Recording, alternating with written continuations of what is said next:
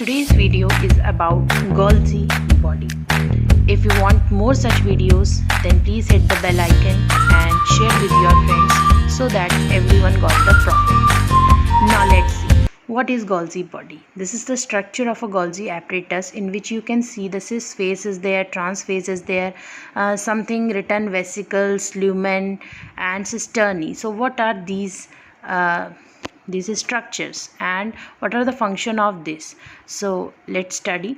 Golgi body or Golgi complex is also known as the dictyosomes in plant cells, और ये एक membrane bound organelles है जो कि सैक लाइक होता है. साइटोप्लाज्म में सब में ये होता है, सिर्फ प्रोकैरियोटिक में मैमेलियन आरबीसी और स्पर्म सेल्स में ब्रायोफाइट्स की एब्सेंट होता है. आइए इसके बारे में और ज़्यादा पढ़ते हैं. गोल्जी बॉडी सबसे पहले तो किसने ऑब्जर्व किया, इसके नाम क्या क्या है और इसका स्ट्रक्चर क्या है, आज हम इस वीडियो में ये सब पढ़ेंगे.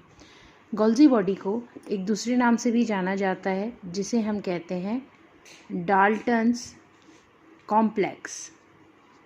ठीक है, इसे डाल्टन कॉम्प्लेक्स भी बोला जाता है क्योंकि डाल्टन जो थे उन्होंने इसका अल्ट्रा स्ट्रक्चर दिया था. ठीक है, इसके अलावा डाल्टन्स कॉम्प्लेक्स के अलावा गोल्जी बॉडी को एक और नाम से जाना जाता है जो है लिपोकॉन्ड्रिया या लाइपोकॉन्ड्रिया. इस नाम से भी इसे जाना जाता है. तो इसके बारे में कुछ पॉइंट्स जो कि आपको पता होने चाहिए. पहला चीज़, किसको ऑब्जर्व किसने किया, तो सबसे पहले इसे जो ऑब्जर्व किया था तो इसे ऑब्जर्व किया था ऑब्जर्व्ड बाय जॉर्ज. ठीक है, तो इसलिए कैमिलो जॉर्ज ने किया था. दूसरा, इसका जॉर्ज ने किया था और इसका जो मॉर्फोलॉजिकल स्ट्रक्चर दिया था वो कैमिलो गोल्जी ने दिया था नर्व सेल में in the cat and owl. ठीक है, तो इसका मॉर्फोलॉजिकल स्ट्रक्चर जो दिया था वो दिया था कैमिलो गोल्जी ने. तो सबसे पहले जॉर्ज ने ऑब्जर्व किया था कि हाँ भाई इस तरीके की कोई चीज़ है, और उसको मॉर्फोलॉजिकली एक्सप्लेन किसने किया था, कैमिलो गोल्जी ने, और इसीलिए इनका नाम गोल्जी बॉडी है. और अल्ट्रा स्ट्रक्चर जो जिसने दिया था ultra structure given by Dalton. Okay, तो ये अल्ट्रा स्ट्रक्चर डाल्टन ने दिया था, इसीलिए इसे डाल्टन्स कॉम्प्लेक्स भी बोला जाता है. अब प्लांट सेल में इसका एक नाम होता है, एनिमल सेल में भी होते हैं, प्लांट सेल में भी होते हैं, लेकिन प्लांट सेल में इनको बोला जाता है in plant cell known as dictyosome. ठीक, अब अगर इनके साइज़ की बात करें तो इनका साइज़ कितना बड़ा होता है, कितना ज़्यादा होता है, तो इनका जो मेनली काम सिक्रेटरी फंक्शन होता है. तो वो सेल्स जिनका जो फंक्शन होता है सिक्रेटरी फंक्शन होता है उनमें ये साइज़ जो है इनका बड़ा होगा और इनके नंबर्स भी वहाँ पर ज़्यादा होंगे. जैसे कि हम बात करें लीवर की एंड पेनक्रियाटिक सेल्स. ठीक है, पेनक्रियाटिक सेल्स, तो ये जो सेल्स होती हैं लीवर सेल्स, पेनक्रियाटिक सेल्स, ये सिक्रेटरी फंक्शन करती हैं. तो इन सेल्स में जो इसका नंबर होता है number more and size big. ठीक है, बड़ा साइज होगा और इनके जो नंबर हैं वो ज़्यादा होंगे. अच्छा, इसके बाद जो है इसका स्मॉल किस में होता है, अगर हम स्मॉल की बात करें तो जो नॉन सिक्रेटरी सेल्स हैं जैसे कि मसल सेल्स, ये नॉन सिक्रेटरी सेल्स होती हैं ना, ये कुछ सिक्रेट नहीं करती हैं. तो मसल सेल्स इनका जो साइज़ होता है वो स्मॉल होता है. इन मसल सेल साइज स्मॉलर. ठीक है, तो यहाँ पर ये चीज़ होता है.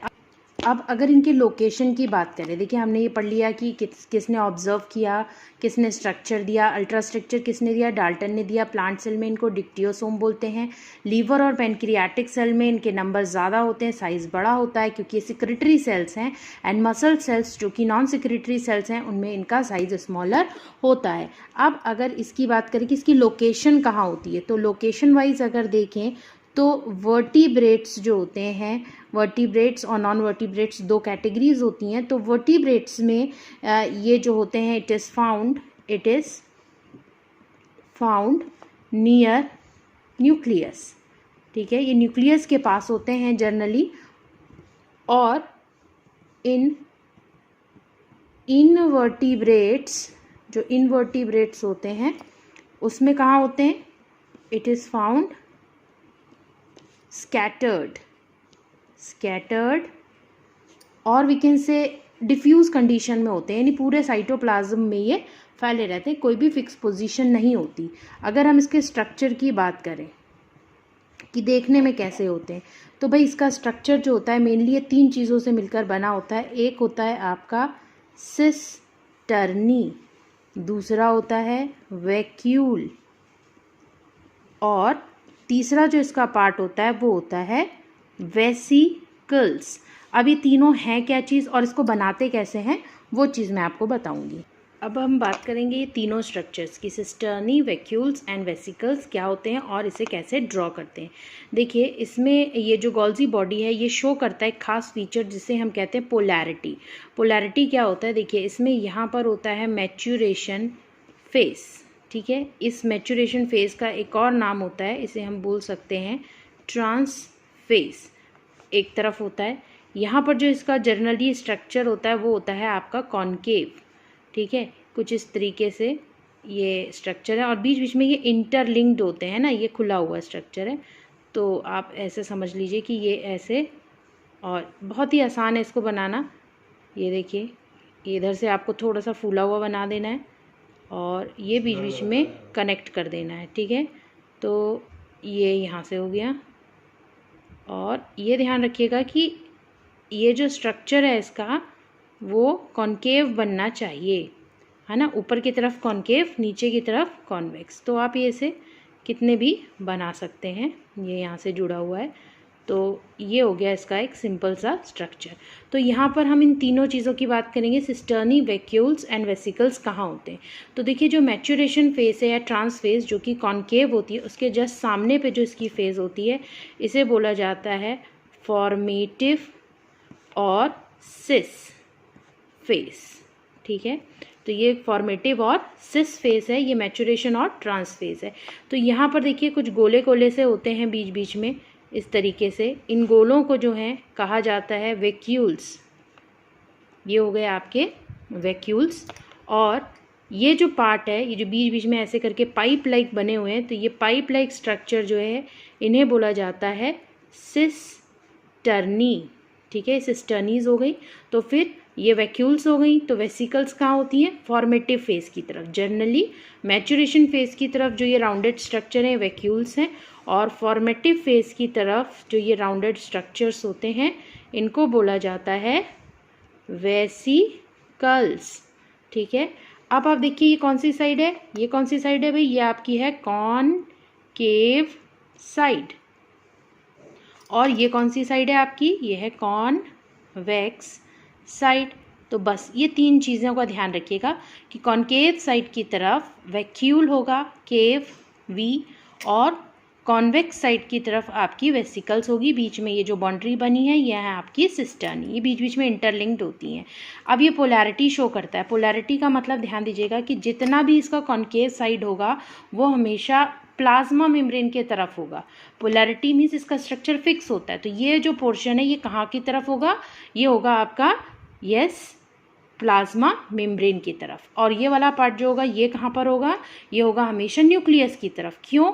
उसका कारण ये है कि भैया ये फॉर्मेटिव फेज है। फॉर्मेटिव फेज मतलब न्यूक्लियस से ये एंडोप्लाज्मिक रेक्टिकुलम के थ्रू चीज़ें लेगा, उसे फॉर्म करेगा, कुछ नया चेंज करके फिर जब यहाँ से वो मैच्योर हो जाता है तो ये मैच्योरेशन फेज आपकी प्लाज्मा मेम्ब्रेन की तरफ होती है। तो यहाँ से प्लाज्मा मेम्ब्रेन को मटेरियल शिफ्ट करके in and out of the material में हेल्प करेगा। तो ये स्ट्रक्चर था आपका गोल्जी बॉडी का। अब पढ़ते हैं हम इसके फंक्शंस।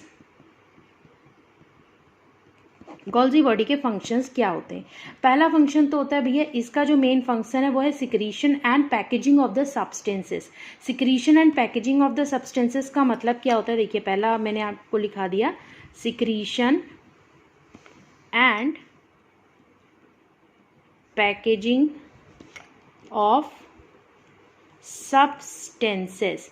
अगर 9th क्लास का बच्चा ये लिख रहा है तो उसके लिए सफिशिएंट है, मगर ये 11th क्लास में भी चैप्टर है तो आपको यहाँ पर लिखना पड़ेगा भैया किस तरीके का सिक्रीशन। जैसे पॉलीसेकेराइड होता है in the case of goblet cells जो आपके स्टमक में होती हैं, तो वहाँ पर ये सिक्रेटरी काम करता है। और कहाँ, collagen in the case of connective tissue, वहाँ भी ये सिक्रीशन कर रहा है। एंड एक्इनल सेल्स जो कि प्लेनक्रियाज में होती हैं, वहाँ पर ये प्रोटीन सिक्रीशन का काम भी करता है। तो सिक्रीशन इसका काम है। ओके, अब और अगर हम सिक्रीशन की बात करें तो जो थायरॉक्सिन हार्मोन सिक्रीट होता है वो भी इसी गोल्जी बॉडी की वजह से हो पाता है। अब ये तो था पहला फंक्शन। दूसरा फंक्शन इसका क्या होगा, वाइटेलोजेनेसिस। वाइटेलोजेनेसिस तो हमने पढ़ा था कि ये यॉक फॉर्मेशन होता है और ये काम कौन करता है, ये काम हमारे करते हैं एंडोप्लाज्मिक रेक्टिकुलम, तो ये उसकी हेल्प करता है। यानी कि यॉक फॉर्मेशन का जो प्रोसेस है ये हेल्प करता है गोल्जी बॉडी उसमें। ठीक है, vitellogenesis means formation of yolk. Yolk क्या होता है, वो जो एग का येलो वाला पार्ट होता है वो। ठीक है, इसके बाद क्या होता है, cell plate formation. Cell plate formation, formation with ER means endoplasmic reticulum. Cell plate formation क्या होता है, जैसे कि मैंने आपको बताया था एक सेल होती है, जब वो डिवाइड होके 2 सेल बनाती है तो उसके बीच में जो डिवीजन होता है वो या तो थ्रू सेल प्लेट होता है और जो है या तो फरो के थ्रू होता है। तो ये जो सेल प्लेट बन रही होती है ये endoplasmic reticulum and Golgi body मिलके बनाते हैं छोटे छोटे फ्रैगमेंट से। इसके अलावा और इसका काम क्या होता है, ये जो है आपका ग्लाइकोसाइलेशन का जो प्रोसेस है, यानी कि जो कार्बोहाइड्रेट होता है प्रोटीन में ऐड हो जाता है या लिपिड में ऐड हो जाता है, तो ये जो ग्लाइकोसाइलेशन का प्रोसेस है उसमें ये हेल्प करता है। ठीक है, glycosylation means addition of carbohydrate to the protein. ठीक है, इसके अलावा जो ग्लाइकोप्रोटीन बनता है यानी कि लिपिड जो ऐड हो जाता है वो भी इसमें ये काम करता है। अभी ये किस लिए चाहिए होता है भैया, ग्लाइकोसाइलेशन का क्या फ़ायदा है, तो इसका फ़ायदा होता है जब ऑर्गन मैचिंग किया जाता है, जैसे स्पेशली जब एक किसी का ऑर्गन दूसरे को डोनेट कर रहे हैं, उसके बॉडी में लगा रहे हैं, तो ऑर्गन मैचिंग के केस में ये प्रोसेस बहुत इंपॉर्टेंट होता है क्योंकि ये पर्टिकुलर एक स्पेशलाइज्ड प्रोसेस होता है हर ऑर्गेनिज्म का। ठीक है, इसके अलावा और चीज़ें इसकी क्या होती हैं, जैसे ये तो बहुत इंपॉर्टेंट फंक्शन है इसका, एक्रोसोम। एक्रोसोम, ठीक है, ऑफ स्पर्म। ये जो है मॉडिफाइड एक्रोसोम जो है वो मॉडिफाइड गोल्जी बॉडी है because it contains enzymes which helps in the penetration of the wall of the that egg, तो उसमें ये हेल्प करता है। तो एक्रोसोम एक्चुअली क्या है, स्पर्म, जो स्पर्म का एक्रोसोम होता है ना, इस तरीके से जो टॉप वाला भाग है, तो ये पार्ट आपका गोल्जी बॉडी से मिलकर बना होता है। और क्या करता है ये, और ये जो है प्राइमरी लाइसोसोम बनाने में हेल्प करता है, तो help in formation of primary lysosome. अभी प्राइमरी लाइसोसोम्स क्या होते हैं मैं अगली वीडियो में आपको बताऊंगी, प्राइमरी, सेकेंडरी, सेक्रेटरी, सारे चीज़ों के बारे में। ठीक है, और इसके अलावा और इसका क्या पार्ट होता है, इसका जो एक इम्पॉर्टेंट पार्ट होता है कि ये भैया GERL सिस्टम जो है उसमें हेल्प करता है। GERL Golgi body, endoplasmic reticulum, lysosome, तो ये पूरा सिस्टम क्या है इसके बारे में भी मैं आपको अभी बताऊंगी। अब आपको ये GERL सिस्टम ज़्यादा क्लियर समझ में आएगा। ये देखिए न्यूक्लियर मेम्ब्रेन है, न्यूक्लियर मेम्ब्रेन से मटेरियल न्यूक्लियर पोर के थ्रू बाहर आता है, रफ एंडोप्लाज्मिक रेक्टिकुलम में पहुंचता है, इसके बाद वहां से वो स्मूथ में पहुंचता है और फिर वहां से पहुंचता है गोल्जी एपरेटस में, देन सिस फेस और ट्रांसफेस से होता हुआ प्लाज्मा मेम्ब्रेन के बाहर। ये डायग्राम है जिसमें आप क्लियरली देख सकते हैं कि किस तरीके से transport of the material possible हो पा रहा है, और इसमें जो है वो तीनों के तीनों ऑर्गन्स पार्टिसिपेट कर रहे हैं, that is the endoplasmic reticulum, Golgi body and lysosome. यही जो है ये GERL सिस्टम होता है। Thanks for watching. If you have any doubts then you can write in the comment section.